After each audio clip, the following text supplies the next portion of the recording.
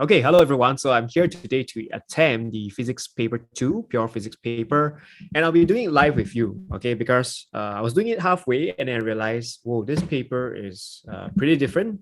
It's pretty easy. So even as I do the answers, I thought, why not? I'll give you my true expression because I can't believe what I'm seeing. Okay, so first, Section A, answer all questions in this section. Kilogram, meter, and second are all units of base quantities. So there are 7 base quantities. This is memory work, and we need to state the unit of one other base quantity. So the other 4 base quantities are your temperature, the amount of the substance, the luminosity, as well as electric current. Okay, so temperature is Kelvin. This is mole, candela, or ampere. Circle the value for the prefix nano. Now this is very easy, right? So nano is 10 to the power negative 9. This is micro, milli, centi, deci, kilo, mega, giga, right? So rearranging the prefixes from the largest value to the smallest value, we have mega, kilo, deci, followed by centi. This way, right? Mega, kilo, deci, centi. Hey, very easy. Okay, next. An athlete runs around a circular track of radius 20 meters. He starts at point A and takes 7.5 seconds to complete half of one lap at point B. So can we calculate average speed? Yes, average speed is just total distance divided total time. Since this is a circle, the circumference is 2 pi r. Taking half of that, we can get the distance of half a loop and divided by the time, we get 8.38 to 3SF. Now calculate the magnitude and displacement of point B from point A. So point B from point A, what is the displacement? Displacement can be found by just drawing a straight line across, and that will be the diameter. So it's 40 meters. Now I'm going to just make sure all my answers are in 3SF. Now I'll explain why the average velocity of the athlete to complete one lap is 0. So at the end of one complete lap, the athlete actually reaches back to the same exact point. Okay, so the final displacement or the total displacement is 0. Now, because of that, we know that average velocity is total or final displacement divided by total time. The total displacement is 0, so average velocity will be 0. Figure 2.1 shows the vertical forces acting on a weather balloon just after liftoff. Okay, the balloon experiences an upward force of 95 Newton. The total weight of the balloon and the contents is 61 Newton. So can we find the total mass of the balloon and its contents? Weight is given, we just need to find mass. And G is also given, a clue in fact. So W equals to mg, M is W over G. Okay, so that's 61 Newton divided by 10, you get 6.1 kg. 1 mark just like that for pure. Okay, calculate the initial vertical acceleration of the balloon. Can you give your answer to a suitable number of significant figures? That means I will likely not get an exact answer. I just need to convert it to 3SF. So again, my mass, I'm going to put 6.10 kg.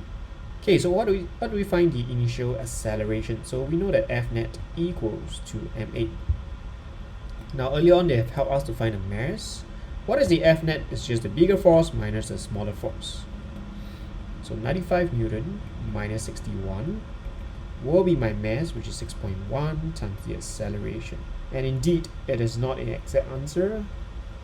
So it's 5.57 meter per second squared, 3SF.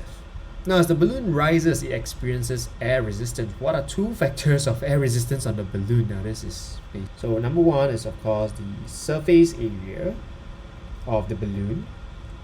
So the bigger the surface area, the greater the air resistance. Second one is, of course, the speed at which the balloon is traveling. So if the balloon is stationary, there's no air resistance. Okay, now other accepted answers, of course, include the density of the fluid or the density of the surrounding air. So whichever of these 3. Now the upward force remains at 95 Newton. That means it's a constant, didn't change. Air resistance increases to 34 Newtons. Describe and explain the motion of the balloon when the air resistance has this value. Now take note, this balloon is lifting off. That means it's traveling upwards. Okay, so air resistance will oppose motion, and the motion is upward. So air resistance is here. And if you do a quick check, 61 plus 34 will be exactly equals to 95. So that means the forces are equal in magnitude but opposite in direction. Which means F net is 0 because the forces are balanced.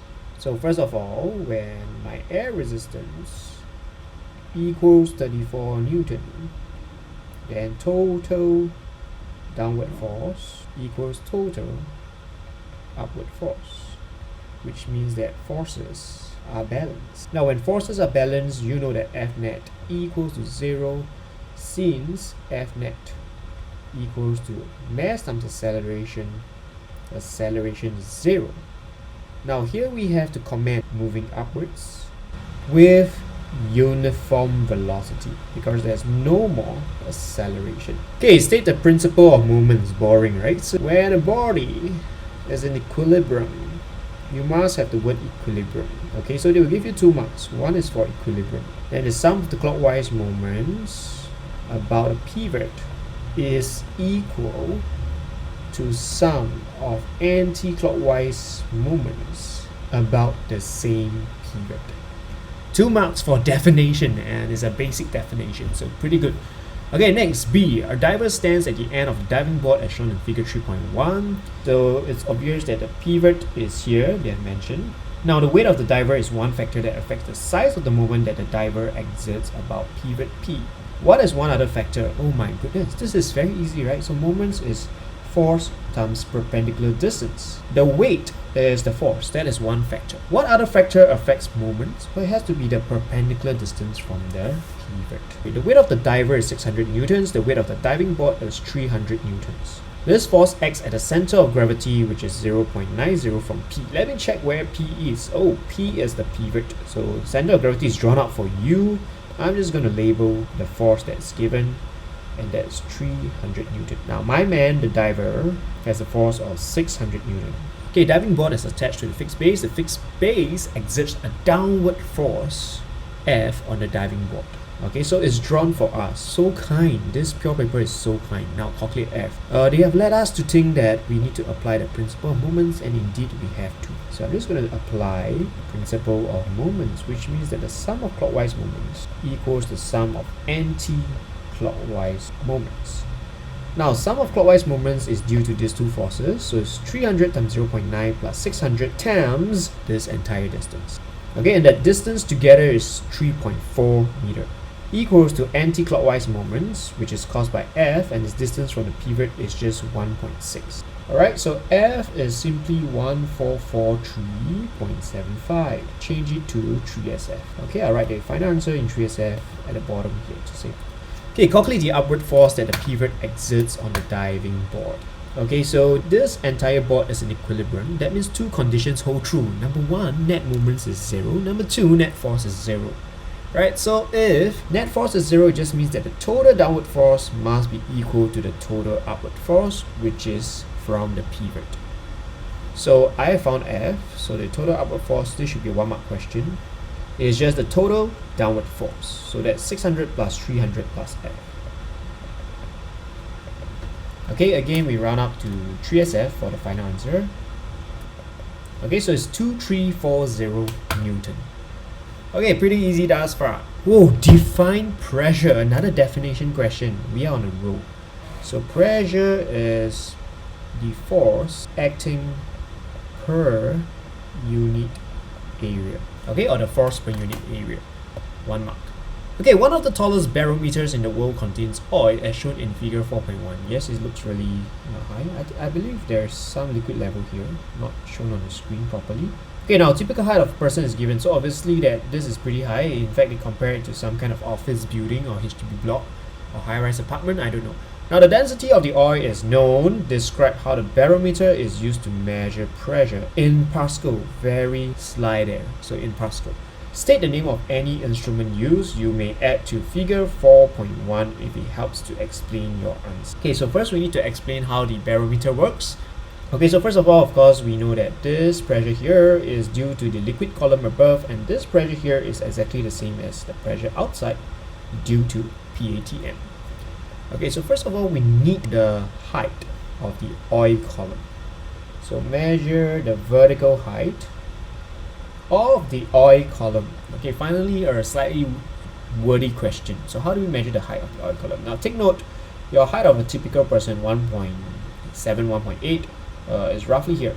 Okay, now if you want to do a quick scaling to roughly know how many times of a typical person's height is this barometer, we can do that as well. Okay, so 1, 2, 3, 4, 5, 6.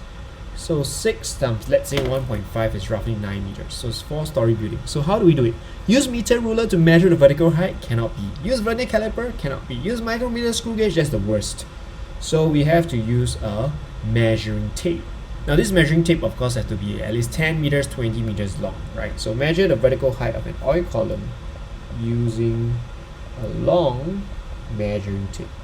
Now PATM can then be found using the formula P equals to H rho, because they're asking you how you get the atmospheric pressure, right, in pascals. So they tell me what each of these variables represent in terms of the quantity.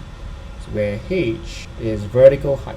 Now here I think most of you might make a mistake. It's not just vertical height. We want Pascal SI unit. So it's vertical height in SI unit, which is meter, and this is density of oil, also in the SI unit, which is kg per meter cube, and G, which is the gravitational field strength in Newton per kg. Only then can I get the answer in pascals. Okay, and P is actually my PATM in pascals. Okay, so I believe 1 mark is for the correct instrument mentioned, so measuring tape. Second mark is for the procedure, and third mark is actually for all the correct units that you use. Okay, question 5. Complete the 3 statements about waves by writing in each of the gaps. Wow, there's a fill in a blank kind of segment. This is new for pure. Okay, or pretty rare. So in longitudinal waves, the vibrations are, because they are parallel. If any of you get this wrong, you're disowned. In transverse waves, the vibrations are perpendicular. Okay, the disowned part is only for my class. Okay. Waves transfer energy without transferring. Okay, free 2 marks. Now a loudspeaker emits a sound wave that travels speed of 340 meters per second, and this shows the displacement of the air and how it varies with time t. So it's a displacement time graph, and sneakily they use millisecond. Okay, but it's not new. So determine the frequency of the wave. So F is just 1 over t. It's about how you determine the period of a wave. So that's 4 milliseconds. Okay, and that is 250 hertz. Now calculate the wavelength of the sound. Well, V equals to lambda F. We have our V here. We have just found the F. So lambda is simply V divided by F. So it's going to be 340 meters per second divided by 250 hertz, which is 1.36. Okay, now because we have used all the SI unit, meter per second, this is hertz SI unit, answer would definitely be in SI units. Okay, point 1 is, oh, boring, 1/4 of a wavelength further than a loudspeaker, from the loudspeaker than X. Can we draw the displacement time graph for the air at Y? Okay, so where is point Y? Point Y is not shown on the diagram because this is a displacement time graph. It shows you one particle all the time. Okay, so let me draw out what is happening. So this is my loudspeaker. Okay, and of course you have the actual longitudinal wave. Now for simplicity, I'm just going to draw the displacement distance graph. Okay, so it looks like a transverse wave, but all the while we know that this is a longitudinal wave. Now this is the displacement distance graph, so I have to select a time. So let's say I select this as t equals to 1, and my x at t equals to 1 is just at maximum positive displacement, which means it can be any of this. Right, and I want to find my y. My y is just 1/4 of a wavelength away. So this is 1/4 wave, 2/4, 3/4, 4/4. Wavelength is 1/4, 2/4 of a wavelength, 3/4 of a wavelength, 4/4 of a wavelength. 1/4 wavelength away just means that y is at the equilibrium position when x is at this point. So we will mark on this point here. This is my y at t equals to 1. Okay, now what happens at t equals to 2 seconds, for example? So the wave is moving from left to right away from the loudspeaker. So that's 1/4 of a period. So the new wave will look like this. Okay, I will not draw the full entire wave. It's time consuming. So we know that x will now be here in terms of its displacement. It will be at equilibrium position. okay, which is exactly what the question say. At t equals to 2, x will be at equilibrium position, and y, which is at this point, this vertical line here, will now have maximum displacement. So in other words, this is how your graph of y will look like. Okay, I will just do a sketch, you get the idea. And of course, the last part is completing this, so that is for my y. Okay, define the focal length of a converging lens. Now, focal length, by definition, is just the length or the distance between the focal point and the center of the lens. Now, this is just worth 1 mark, but we have a 2 mark. So actually, the second mark comes from explaining what the focal point is. Okay, because optical center is very easy, but what is the focal point? So focal point is the point on the principal axis for which all rays that are parallel to the principal axis will converge to after passing through the lens. Okay, now if you want to add on about the focal point, then you can also say that every converging lens has 2 focal points, okay, but you don't need that.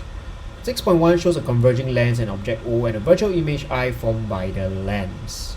Now this is our virtual image. How do we know from the diagram? Because it's on the same side of the lens as the object. But what is the definition of a virtual image? It just means that the image cannot be captured on a screen. Okay, opposite to real. Real means it can be captured on a screen.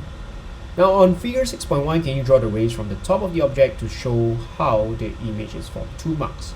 Now some of you might lose these marks. Okay, so first ray, very simple, is a ray that passes through the optical center. It will travel through in a straight line like this. Okay, so I try to be as accurate as possible. Now, second ray is a ray that is parallel to the principal axis. Okay, so a ray that is parallel to the principal axis must, of course, pass through the focal point, but we don't know where the focal point is. The only clue we have is that it must diverge, and therefore no real image can be formed. A virtual image is formed instead. Okay, but we have no clue where the focal point is, so we can't do it this way. The correct way is to draw from the image, and where it hits the point of incidence, we extend that ray accordingly in a straight line, and this will be how we get the correct ray. Okay, so there's 2 rays. Now, so those 2 rays actually refract and move in this shown directions, but because they do not converge, we have no real image formed on the opposite side of the lens. So instead, we have to put our eyeball here, and what we see is a virtual image where the rays intersect back. So these are your working lines, so they should be dotted. Okay, so this is how you draw the ray diagram. Now determine the focal length of the converging lens. So first of all, we need to determine the focal point. So focal point is here, where it cuts the principal axis nicely. I may have some minor inaccuracies because I'm drawing on the iPad without a ruler. Now each box represents 1 cm. Okay, let's try. So from the center of the lens, I remember. Okay, so this is 1 big box, 2 big box, 3 big box, and 4 small squares. So it's 1 cm, 2 cm, 3 cm, 3.8 cm. Okay, so my focal length is just 3.80 cm. Okay, next question. Student measures current and potential difference in order to determine the resistance of a fixed resistor.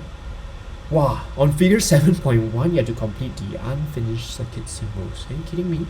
So this is like a lower sec question, right? What is in series is here, right? And that is always in ammeter. What is in parallel is always a voltmeter. Different readings are obtained by adjusting the variable resistor over its whole range. They use the entire thing. The largest and smallest readings are obtained in table. Okay, so where I have smallest current, it just means that resistance is maximum, and where I have maximum current, it just means that resistance is minimum. So can we calculate the resistance of the fixed resistor? Yeah, I think no issue. The current measured is the current through the fixed resistor, and the potential difference is across. Because it's a fixed resistor, it doesn't matter which set of data I use.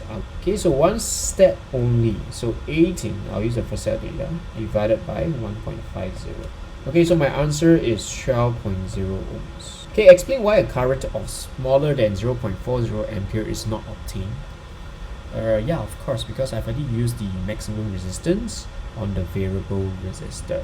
So resistance of variable resistor is already maxed. Therefore, total resistance cannot increase further, meaning that current cannot be smaller than the minimum value of 0.40 ampere. Okay, fixed resistor is a metal wire. The second metal wire is made from the same material. I know where this is going. It's twice the length, twice the diameter of the original metal wire. Can you determine the resistance of the second wire? Now, do be careful. Some of you might make mistakes here. So the original resistance is 12.0 ohm. Okay, so R1 equals 12.0 ohm. Okay, so I'll do a shortcut method. So twice the length just means twice the resistance. So I need to times 2 to my resistance. Twice the diameter means the resistance actually drops by 2 to the power of 2 times. Okay, because we are talking about area here. So area is pi r square or pi d over 2 whole thing square. So when you have twice the radius or twice the diameter, then the area will increase by 2 square, therefore the resistance will drop by 2. So all I have to do is take the 12 ohms, multiply by 2, then divided by 4. So effectively it's just 12 divided by 2, which is 6.00 ohms. Okay, first, slightly more difficult question. Okay, next, figure 8.1 shows a long wire in which there's a current in the direction shown by the arrow. P and Q are points near the wire. Now, the current in the wire creates a magnetic field near the wire. Yep, we know that, right? Describe two ways in which the magnetic field at P differs from magnetic field at Q. Well, first one is obvious, right? P is much nearer than Q is to the wire, so magnetic field strength at P will be greater, since P nearer. Okay, do I have to explain that? Actually, you don't have to write this, you'll still get a mark, but I just want to tell you the reason. Second reason by right hand grip rule is obvious. At P, the magnetic field is coming out of the paper, at Q is into the paper. So the magnetic field at P is out of paper, but magnetic field at Q is into the paper. So in other words, the direction is opposite. Now, north and south pole are placed there. State the direction of the force on the wire due to the magnetic field. Okay, that's simple, right? Just a left hand rule. So current is going from left to right. So middle finger is current, left to right. Now, I just want to take note that this is not electron flow in case I made a mistake, but no, it's just current. So conventional current. Magnetic field is downwards. So up down direction is taken, left right direction is taken. What's left is the force, which must either be into the paper or out of the paper, and based on my Fleming left hand rule is into the paper. So how to determine the direction of force? This is just using Fleming left hand rule. If they ask you to explain why there's a force, then it's about the interaction of magnetic fields. Okay, so how to determine the direction of force? Using Fleming left hand rule, where the index finger, which represent direction of magnetic field, points downward from north to south pole, semicolon, that means another point. So middle finger, which represents current. Okay, when you say current, is understood as conventional current. Okay, and this points from left to right. So this causes your thumb, which represent the magnetic force or the force, to point into the paper. So now one mark is what each of the fingers represent, and the other mark is whether you point it correctly in all the correct directions. Okay, so we are done with section A. That was pretty easy.